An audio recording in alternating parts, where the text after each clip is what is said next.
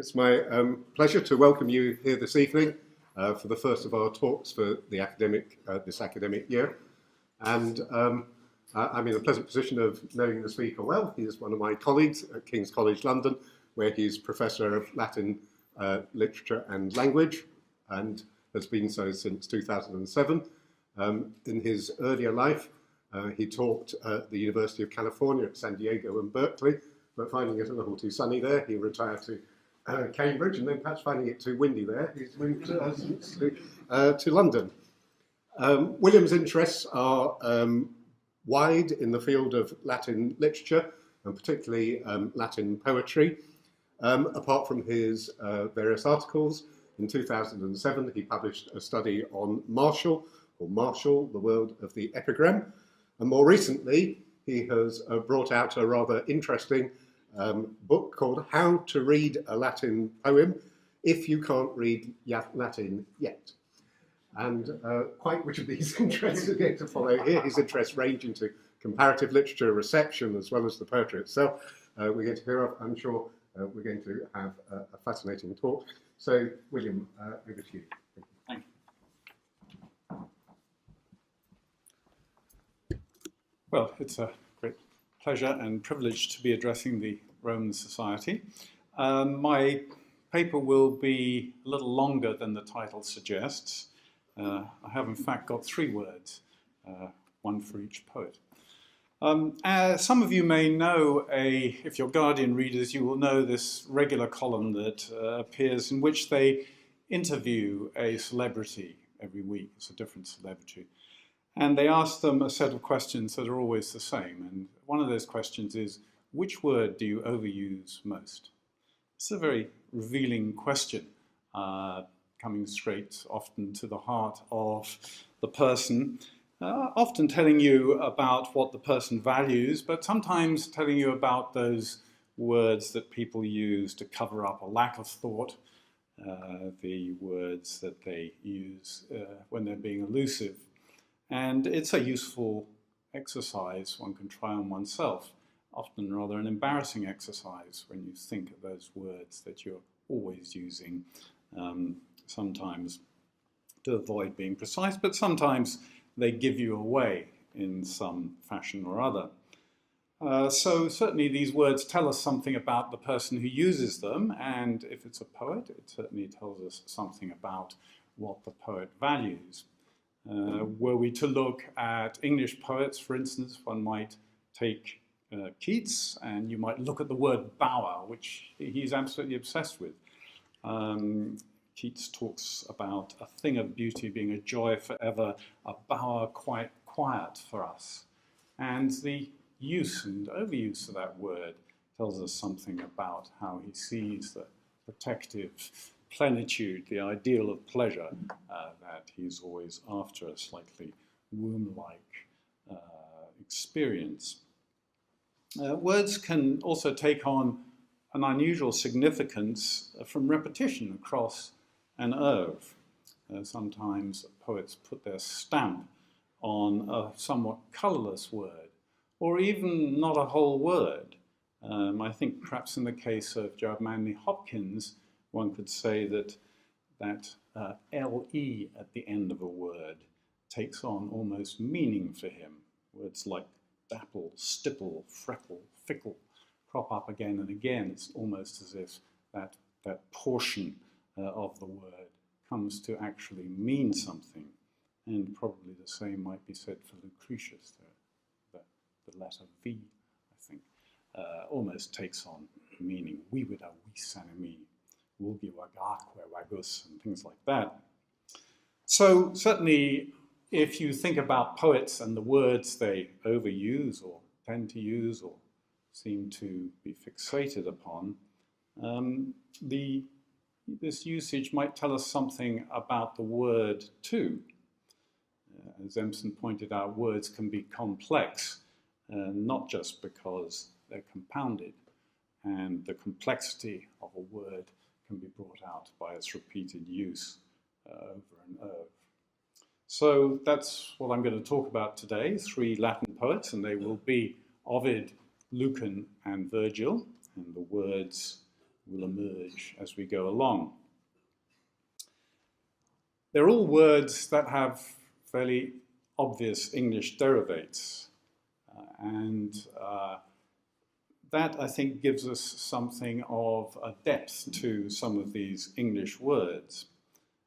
What is the significance of the original Latin meaning of an English word? Is it pedantic to think that somehow that meaning is retained in the word in some way, a kind of subconscious of the word, or some effect rather like a 3D, where two things that are slightly out of phase produce an impression of depth. So maybe if we look at words used by Latin poets that have English derivates, they give a sense of depth to those words in English too. The three words I'm going to look at all have English derivates that are close in meaning to the Latin, but not quite the same, different in important ways. So I'll get to my words, and I've never used PowerPoint before, by the way. This is a big moment. Yes. All right, so the word I'm going to look at in the case of Ovid is aptus. And as many people have remarked, this is one of his favorite words. It's used 25 times in the Amores, and that's what I'll be focusing on. So aptus, apt. An apt phrase, an aptitude, the exclamation, how apt. This is a word which is almost onomatopoeic in English. That pt seems to snap shut in a way that expresses the idea of something fitting. And I think it's a word that's somewhat influenced by our modern technology, where we are constantly using things that clasp and snap, probably not an experience that would have been available to the Romans. So, in some ways, technology changes our relationship to some words. Some become onomatopoeic, some cease to be. What about aptus, which is like but not the same as the English apt? It seems to come from the verb apiskor, grasp. Servius thought it was cognate with haptestai, Greek. So it implies a sense of touch in its own etymology. In Latin, of course, aptus is a word that can describe a person, not just a thing or an expression. And that is only the case in English with compounds like adaptable and adept. Latin aptus has its negative, which is probably more common than aptus itself, ineptus, having no sense of what is fitting, often applied to the Greeks, who tend to go on and on and on, or be concerned with small fiddly matters, not realizing the context in which they're speaking. So aptus, Ovid uses it, as I say, 25 times in the Amores, and that's what I'm going to look at. And in some ways they express that ethos of adaptable promiscuity that is the Amores. And this is a provocative move in the context of the genre of Roman love elegy, to focus your persona around a word like aptus. The previous elegiac poets represent themselves as ill-adapted to their world. In me tardus amor non ullas cogitat artes, Propertius says that he has no capacity to deal with the situation he's in. They are conquered or humiliated by love, not so Ovid. He is adaptable, he is fit, aptus for everything, and the other side of the equation is that the world is handy, aptus, for him. So it goes both ways. So let us start with a familiar passage then. This is the famous scene when Corinna comes to Ovid at midday and he describes her naked.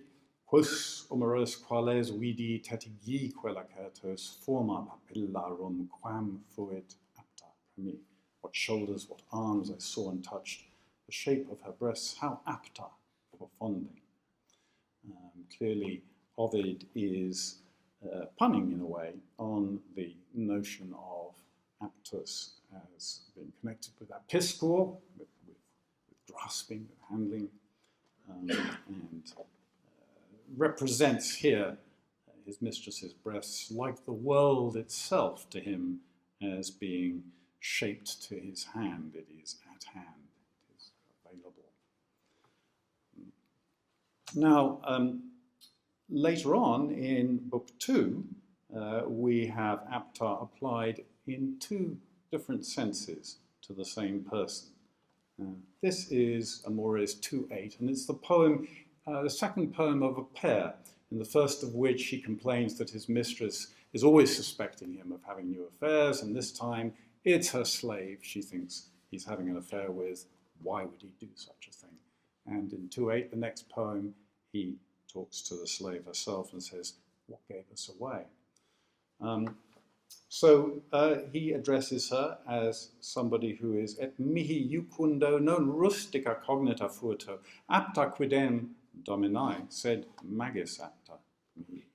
Not unsophisticated, as I discovered in our delightful affair, apta for my or her mistress, but still more apta for me.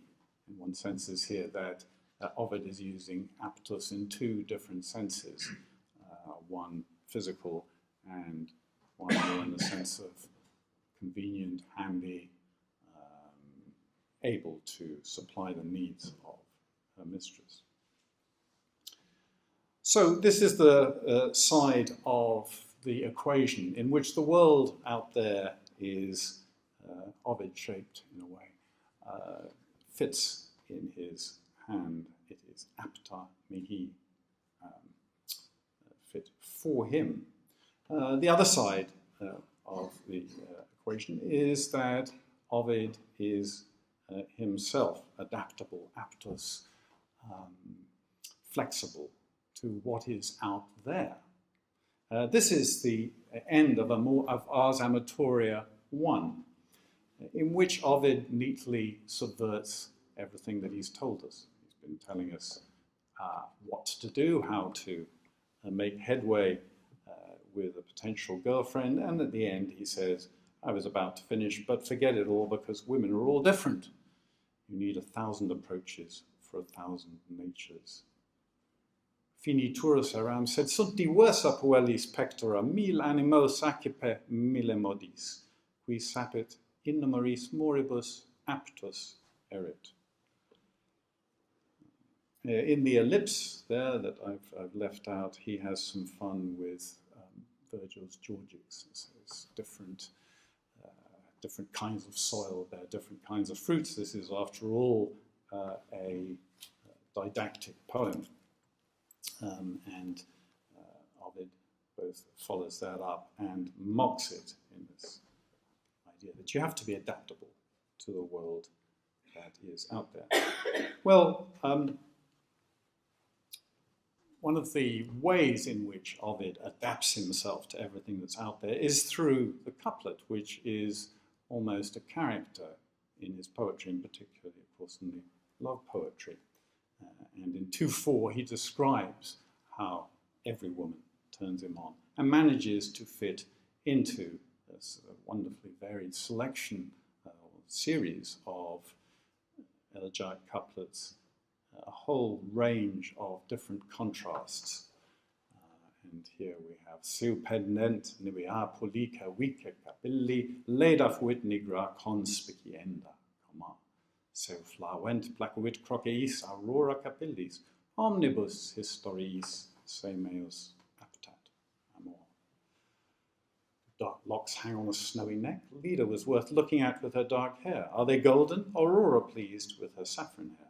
My love aptat itself to all myths. A cheeky reversal of the idea that the myths should be fitted to the mistress, as with the other love poets.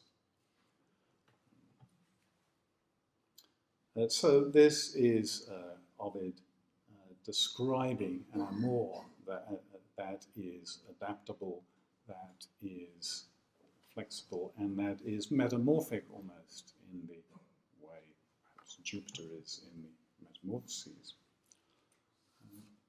Well, following on the idea of the elegiac couplet as a kind of character in Ovid's love poetry, we have this constant play with the long and the short, the great and the small, the lofty and the low, always corresponding to the elegiac couplet, the hexameter and the pentameter.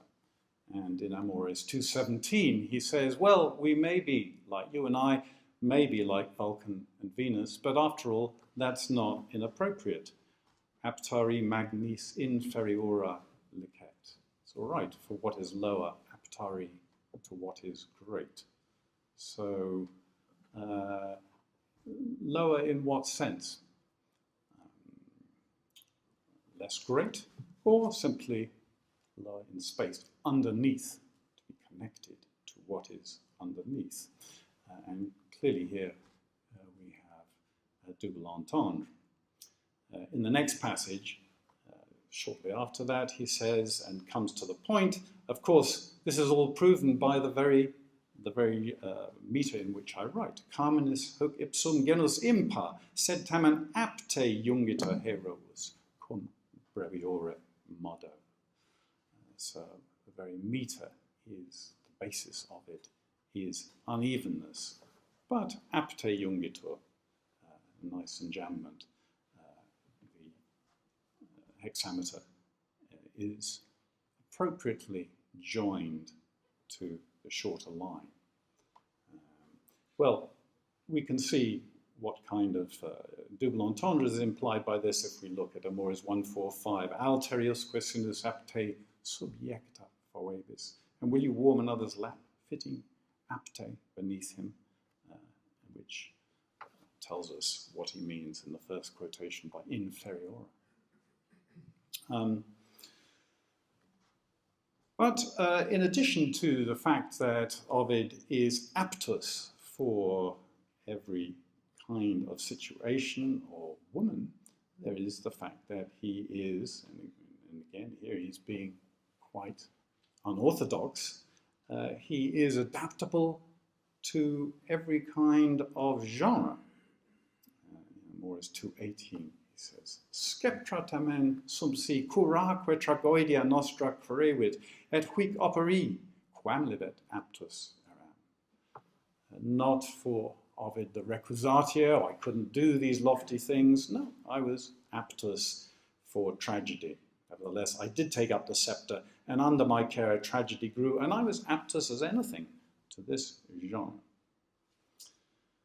So, Ovid, the aptus lover, a smug bastard, which is not really a judgment, it is his persona. He provokes us with his aptitude, and I think that it is intended to be a provoking kind of attitude, summed up with that word.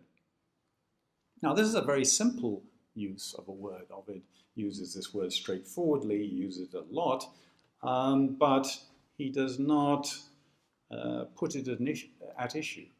It's a word that is not tested in any way, it's exploited.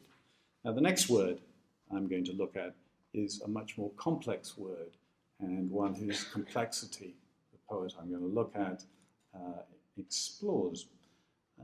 And that is, the poet is Lucan, and the word is securus. Now, again, we have an English derivate, secure. As often with English words that are derived from Latin, the vowel length has been changed, so securus becomes secure, which means something like fixed or closed, securely fastened, secure the exits, and therefore safe, a secure phone line. But in Latin, it's mostly used of people. And this is connected with the changed length of the vowel. Securus takes the word in a different direction than secure. So securus, without care. The separative is an important part of it. Cura is, of course, a word that crops up a lot in love poetry. Good or bad? Well, it's good to be careful or caring, but not good to be careworn, full of cares. And in Latin love poetry, these two senses, of course, are combined. Cura means love, it means beloved, but it also means the trouble all this gives you. So what are we to make of the word securus? Is it good to be secure or not? Well, certainly this word is the opposite to apt. Apt is a matter of being concerned about the world about you. Securus is perhaps the opposite. Well, I'm going to look at Lucan, and I'm going to look at what Lucan does with the word securus in a chunk of about 100 lines. Securitas is the usual Latin way of expressing Hellenistic philosophical concepts like ataraxia, apatheia. It's the usual Latin translation. And so sometimes it has this philosophical sense. But in Latin, securus is used, as I say, mostly of people. For us, it is secure is used only in the negative of people, insecure, which is, of course, one of the most important concepts of our psychobabble world. People are insecure, that explains everything about them. What is somebody who's insecure? They're somebody who's too involved in what other people think rather than being securus. But what about when does the idea of securitas, or the ideal of securitas, mean throwing out the baby with the bathwater? There is, of course, securus in a bad sense, heedless. So if you are secure, safe, are you less likely to care? Does securus in one sense lead to securus in the other? Well, in some sense, of course, to be safe is to be isolated from the conflicts that are going on around you. And it can be a way of not caring. Well, I'm going to look at what happens to this word in Book 2 of Lucan. And what's happening here is that Caesar has crossed the Rubicon, he's marching on Rome, everybody's in a state at Rome, and Brutus is wondering what to do. And it's a difficult situation because you're damned if you do and you're damned if you don't. Fighting a civil war is not a good idea. On the other hand, letting Caesar have his way is not a good idea either. So he goes to Cato, he says, I'll go to Cato and find out what he wants to do because he'll have the right answer. And he comes across Cato and finds him cunctisque tementem securumque sui. Cato fearing for everybody else, but securus for himself. Of which Elaine Phantom says, these phrases embody the conflict between the Roman commitment to public service and the inherited rejection, I think she means inherited from Hellenistic philosophy, of emotional involvement. Now here these two things are separated. Tementem cunctis, the relation to the world, to his fellow citizens, and the lack of emotional disturbance in his relation to himself, securumque sui, but this distinction is soon to be collapsed. So later on, when Cato is asked, well, what is he going to do? How can he avoid making in some way an impious choice?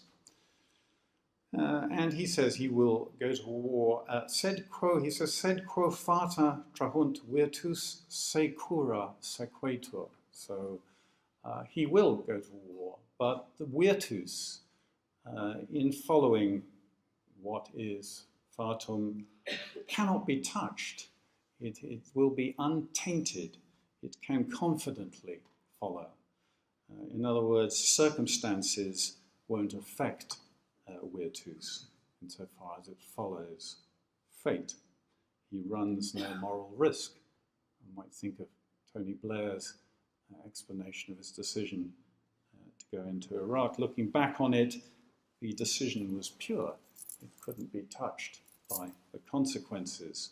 It was the will of God or a virtuous decision. Circumstances were not affected. So in a way, that is the kind of thing that Cato is saying. It's interesting here, though, that there's a slight sort of disruption of that certainty, because he has sort of messed around with Cleanthes' famous statement that the fates lead the willing but drag the unwilling. Here the fates, he follows where the fates drag. So perhaps we are led to expect some problems, and indeed we have them. Because a few lines further down, Cato uses the word again. Procul hunc arcete pudorem superi, motura dahas ut clade getasque securo me Roma cadat. Keep far away this shame, O gods, that Rome should fall, and by her fall rouse up the Dahi and the Getae, with me securus, what's not caring. So immediately after having talked about virtus secura will not be touched, he then says almost the opposite. It would be a crime if I were securus. And this connects with a passage some 90 lines earlier. It's a passage which describes Sulla surveying the slaughter after the battle of the Colline Gate, sitting to observe it from on high. In trepidus tanti sedit securus ab alto spectator sceleris. An interesting passage because sceleris has, I think, a double syntax there. It is both connected with spectator, an observer of a crime, and securus tanti sceleris. And this lays quite an emphasis on the enjambed spectator. And this is a very interesting connection, the idea of securitas with spectatorship, and plays right into the hand of Matthew Lee, whose book on Lucan was called Spectacle and Engagement. And he looks at the way Lucan is constantly putting at issue the fact that we could either choose to watch this, we could choose to observe it, to stand outside it, or we could choose to get involved, and people are constantly having to make this choice. But here is Sulla intrepidus, that's a good Stoic way of being, but this is by no means a good form of securitas. Well, that's a little passage of 100 lines, and that's 4 uses of securus. Securus, of course, is not a rare word in Latin, but you wouldn't expect to find it 4 times in 100 lines.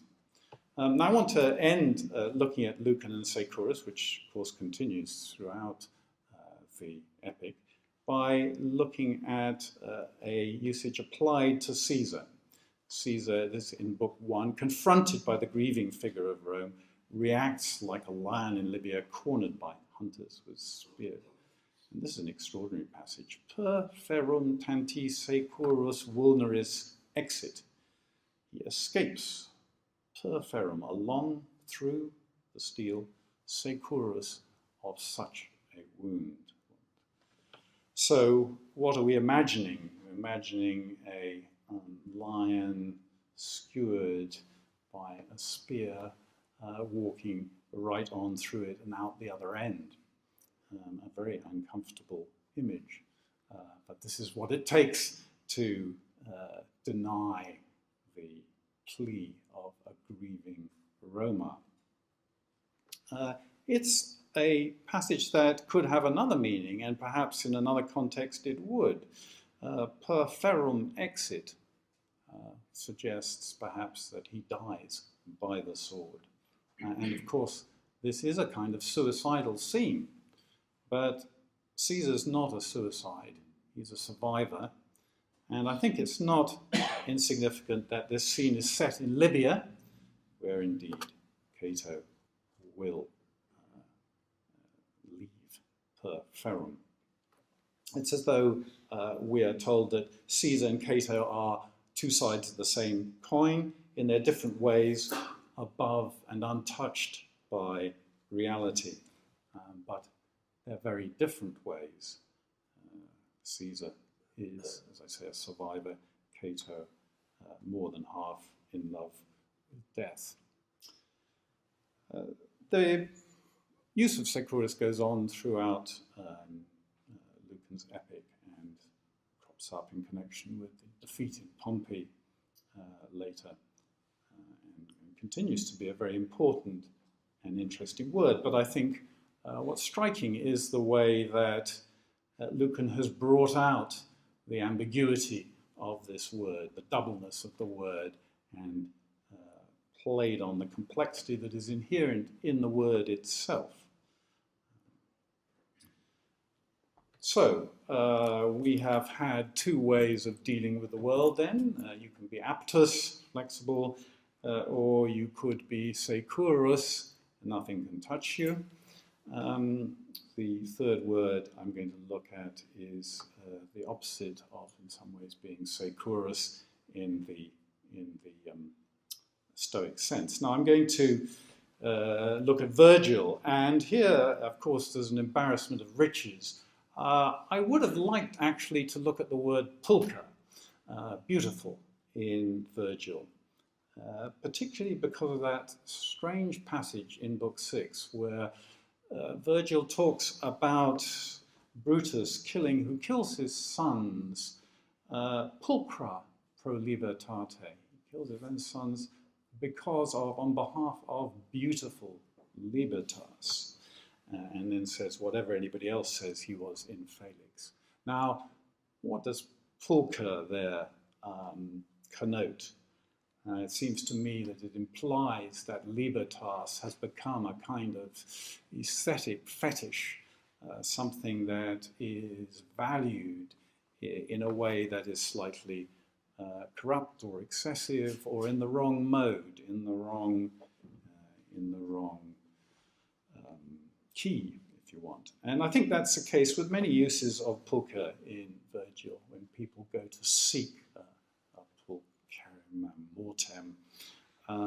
Often it's the people who are sort of abusing the heroic code in some way. So I think one could look at, certainly at pulcher as a word rather like securus, which Virgil gives a kind of ambiguous twist to. It has an uncomfortable feeling in that passage. Or we could look at umbra, as many have pointed out. This is a favourite word of Virgil, and in a way sandwiches his work, occurring at the beginning of the Eclogues, and again at the end of the Eclogues, and then at the end of the Aeneid, and of course often occurring in the plural umbrae. So that's another word we could look at, or we could take a totally innocuous word like medius. Virgil certainly overuses this word. People are always found medio in termine, right in the middle of things. It is a word that conveys epic immediacy. It implies something is going on, it's exciting right in front of you. Somebody's getting stuck in. Medius is an interesting word in terms of Virgil's style, but perhaps not terribly interesting in terms of what he does with it.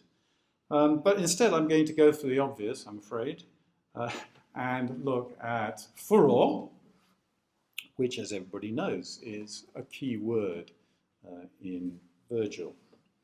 And one of the reasons I'm going to look at it is because it has an English derivate, of course, like aptus and like securus.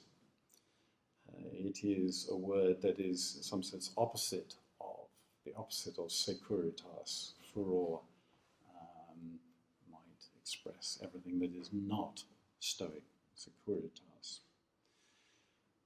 Again, the English derivate has given a different quantity to the vowel, fury. In English, fury expresses anger, and it's very important that you belong. I'm furious.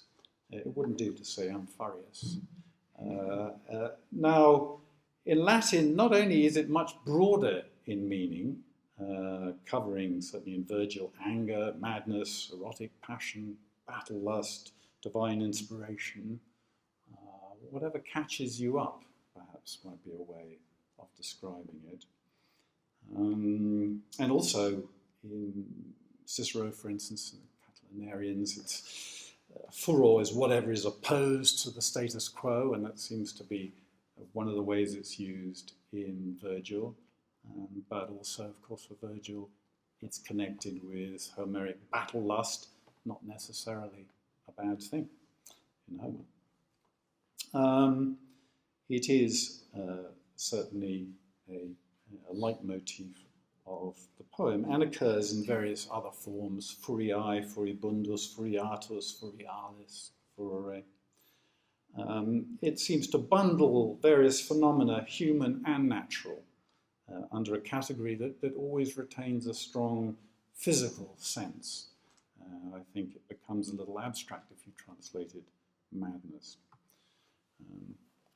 But instead of the long U in English, which sort of expresses the emotion of this word, what we have in Latin are the R's, the two R's. And here this is brought out beautifully by Turnus, who says to Juturna, his sister, who's trying to keep him out of the battle at the end of the Aeneid, to let him go ahead and do it.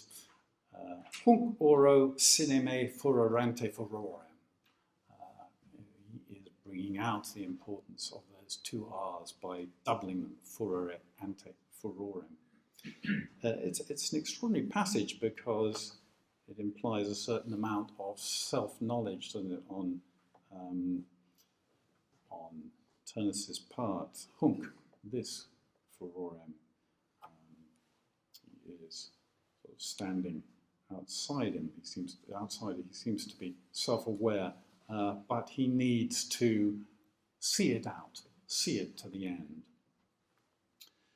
Well, furor is all over the place, of course, in Virgil, and it's often pointed out, it's frequently used of women. The Trojan women in Book 5 are acti furore, and Dido is, furor is applied to her 5 times, spaced out crucial moments in her trajectory. But it is prominent, of course, straight away from the first book. And there are 2 uses where furor is actually an agent. So Virgil sort of puts it out there. First one is when the storm is compared to a riot. Iamque faces saxa volant furorama ministrat. Again, those R's. And now torches and rocks go flying. Furor supplies weapons. And of course, famously, with a capital F, the closing of temples of Janus. Claudentur belli portae, furor impius intus saeva sedens super arma. Gates of war will be closed, ungodly furor sitting inside on weapons will groan horribly. We're told by Servius that Apelles' picture of Bellum in much this situation, sitting on armour with its arms bound, was prominently displayed in Augustus's forum. Virgil has given us furor in the same position. It appears at a number of moments of crisis. Here are two moments of decision that are characterized by furor, driven off course in a way. Here the Trojans dragging the wooden horse into Troy. In stamus tamen in memores caecique furore. But still we lean too, heedless and blind with furor.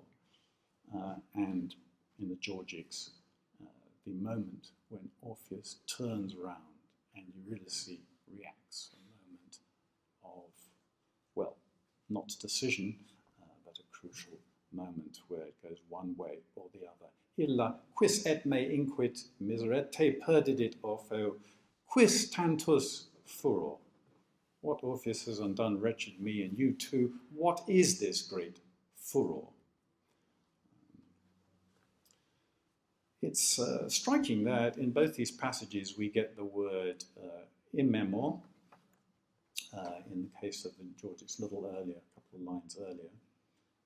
So does this help us with furor? Is it to be defined as something that blots out the context, that blinds you to the context of your action? Certainly that's suggested here.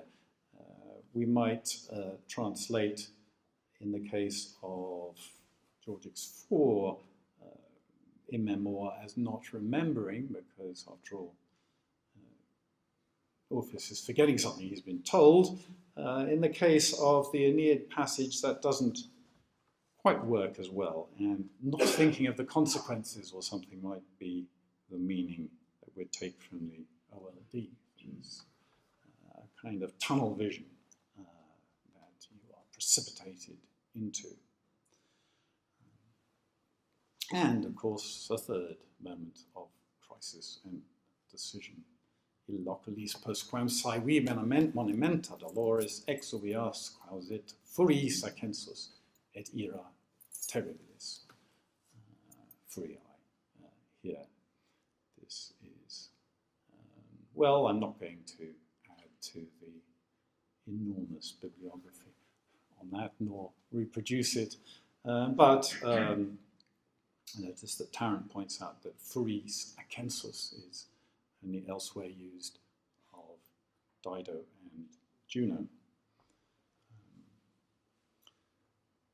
It seems that the words in the Georgics, when Orpheus turns around, Virgil says, ibi omnis effusus labor, all that work, all that effort, effusus, drained away. This is one of the things that that furor does in a moment all is lost. It crops up in this interesting passage in the Georgics where Virgil says that it's not only the cattle that are driven by lust, but everything. Omnadio genus interis hominumque ferarum et genus aequarium pecudes pictaeque volucres in furias ignemque erunt, amor omnibus idem. Absolutely every being on earth, human and beast and sea creatures, livestock and painted bird, rushes into furiae and fire. Love is the same to all. And I think here Virgil is thinking of and reversing the proem to Lucretius 1, where everything, all animals, and it's listed there in a very similar way, are driven to propagate their kind in spring, and that is a beautiful scene, very different from this version here in Virgil.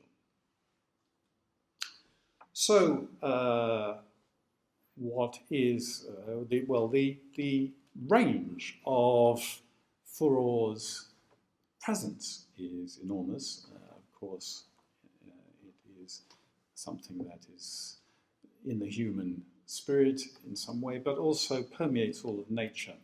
And storms are often described with forms of furor. So it seems to be a sort of tendency of all being. Well, one of the problems any translator of Virgil has, and I certainly wouldn't envy any translator of Virgil, must be one of the most unrewarding activities. But what do you do with a word like this? Do you find an elegant mot juste for each occurrence? Or do you use something vague and repeat it? I think in some ways the quest for the elegant mot juste, which sort of tends to be regarded as the essence of good translation, is not always the right thing. Virgil can be vague, and we should keep him vague. It's a word that seems to function to account for a great deal, but explains nothing. And that is, I'm sure, how Virgil would have wanted it. Tarrant, in his recent commentary, I think appositely cites Kant's phrase, crooked timber, that nothing straight can be fashioned out of the crooked timber of humanity. And he has a very good treatment of the end of the Aeneid, but I don't particularly want to get into that. Now, just to end, I want to look at a striking passage in Lucan, and one that we've already read, only it's going to look a bit different this time. Procul hunc arcete furorem o superi motura dahas ut clade getasque securo me Roma cadet. Keep far away this furor, O gods, that Rome should fall, and by her fall rouse up the Daha and the Geti, with me securus. So furor has been suspected here. It is, in fact, the last word of a line, 2 or 3 lines up. Well, no more than that. It's 292. Well, it's 3 lines up. So Hackinson, in 1971, suggested that we should not read furorum. It makes no sense to call securitas furor.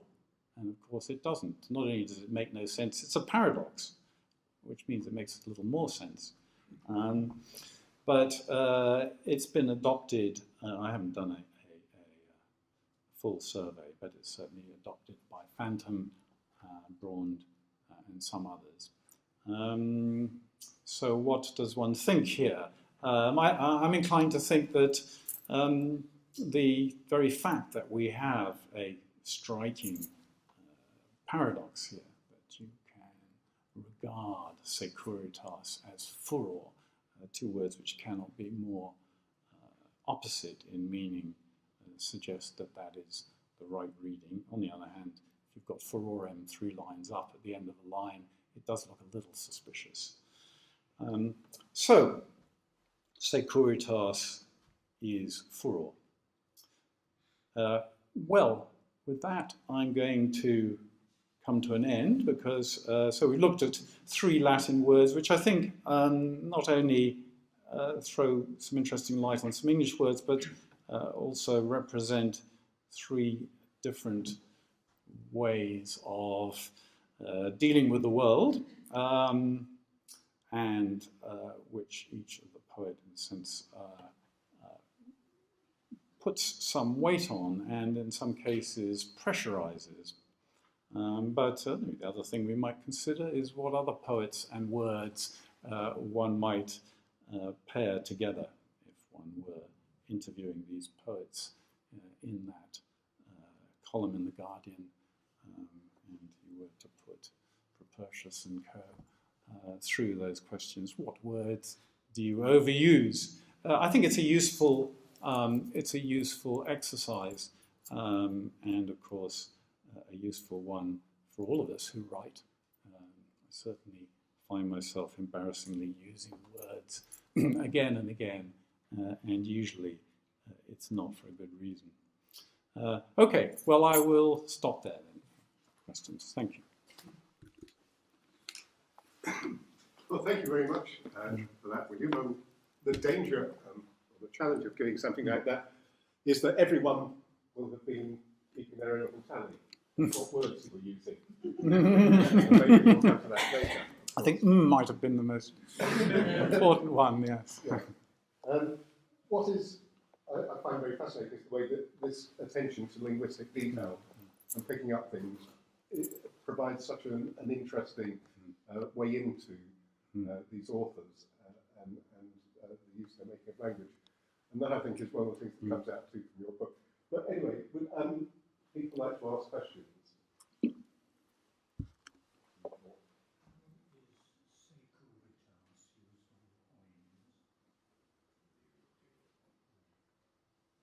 Is it used on coins?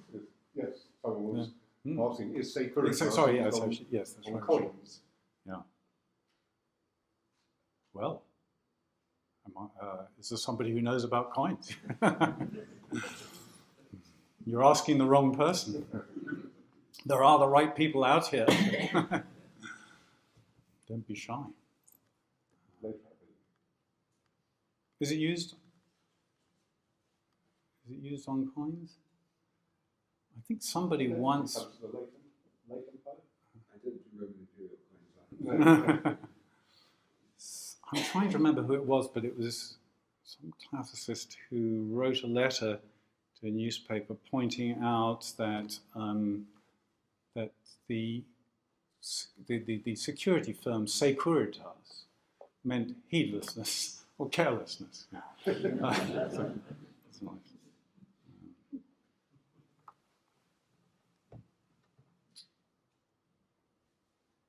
I think that one word you did use quite often in your talk actually was useful, which is so. I mean, and presumably you think this is, in some sense, a useful approach to Latin poetry. Do you think it's particularly useful for the modern reader? Do you think? I mean, is there a do you think there's a difference between what strikes us about, say, the use of furor by Virgil and what might have struck his contemporaries? Because we were talking about sort of, the fact that we associate it with fury. Yes, yes. I think that's probably true, that we tend to see one thing at the centre of it that might not have been so central for the Romans. I mean, certainly when, for instance, it would be very weird to use the word fury in the case of Orpheus and Eurydice. What fury is this when Orpheus turns back? It is used in philosophical contexts of, and sometimes translated madness. Trouble with madness is that in English anyhow, it can be a sort of fixed state, but this seems to be a physical, punctual event. Yes, I was myself thinking, moment of madness. Madness was quite good in the. Yes, and that's translate the examples you gave quite nicely. The idea of a moment of madness, which we do have. Yeah. Yes. I wondered what the tension was between overuse, and I guess that's what's behind the Guardian question. Yes. What words do you overuse, and are overuse almost empty of meaning? Yeah. And you pointing us towards these words which in some way have a frequency of use or overuse. But these are words which the poets in many cases want to question or pressure the meaning. Yeah. I guess if any of us are asked what words do we overuse, we would not yield the words whose meanings we wanted to pressure. No, that's right. So what's the tension between that? Well, I suppose there's favourite words and there's overused words. And I suppose when it comes to ordinary mortals like us who are not poets, it's the overuse that if you think, well, what word do I use a lot of? It's not usually going to be, oh yes, that's the kind of word that I want to pin my colours to, so to speak. It's the overuse. But I think, there are overused words too. And I mean, I think Virgil's use of medius gets pretty tiresome. And if one wanted to be a Virgilio-mastix, you could go there. Aptus is overused, I think, to sort of get at you as a reader, to annoy you. But then that's not really an overuse because that's what he wants to do. But I think it is clearly provocative. Would you stake out a claim in some ways a word like medius is an uninteresting word at some level? Yeah. Would you stake out a claim for the Virgilian pious? I mean, a word with great meaning, yeah. a word that might, as it were, to return to the Guardian's point, by overuse almost be emptied. Yeah. Mm-hmm. Oh, yes. So the question is whether the word pious in Virgil qualifies as a word that is overused, in other words, that it is gradually drained of meaning through its overuse. And yes, I mean, when he says sum pius, I may ask, well, no, that's, I wouldn't say it's drained of meaning there. Of course, it's very hard with anything in Virgil that these words have been poured over so much, talked about, lectured about, that you are tired of them, inevitably. And of course, it has an unfortunate connection with English pious, that another one where the length of the vowel has been changed, but that makes it somewhat distasteful to us. It's perhaps hard to, yes, I mean, I think there are some words that are hard to look at anymore, and probably Virgil's pious can no longer register very well for us. I think it's There is one interesting, we do have an interesting contemporary indication of the power of the phrase pious Aeneas, insofar if you think of the Carmen Sacravari, where Horace is able to call him castus Aeneas, which only works if that's not what you're expecting. Yes. But it gives the impression that Aeneas had thought of the marriage legislation before. Yes, before that's a very good point. Yes, it's so much associated with him, almost like a fixed epithet, that anything else is significant. Yeah. Sorry. Yes. So, one significant combination of words was impious furor. Yes, wasn't it? for impious, that's right. Furor, apart from references to women, is primarily associated with Turnus, Aeneas' opponent. Aeneas, of course, is pious, as we just said, so you've got impious, which is the opposite of Aeneas, and furor, which represents his opponent with Turnus. Yes, although, as Tarrant points out, furor is applied to Aeneas more than it is to Turnus, in various forms. He gets quite a lot of furor in the course of the epic. Of course, he has more of a role; he's around more, but he's by no means immune to that. Some people think that the impious furor, impious there, impious must refer to civil war, and perhaps that is a connection. Cicero uses it quite a lot of Catiline furor. Sort of wonder what pious furor would be. But, Yes. There is furiae justae, aren't there? There is, in the case Mezentius, is this is those people who want to read the end of the Aeneid as representing an Aeneas who's done the right thing, point to this phrase where Mezentius's citizens attack him with furiis justis. So that's another, an unusual phrase. Okay, I think it's now time to bring this to a close, and there will be drinks down at the bottom for discussion further with the speaker. But first, can I ask you to thank William very much for such a sparkling and thoughtful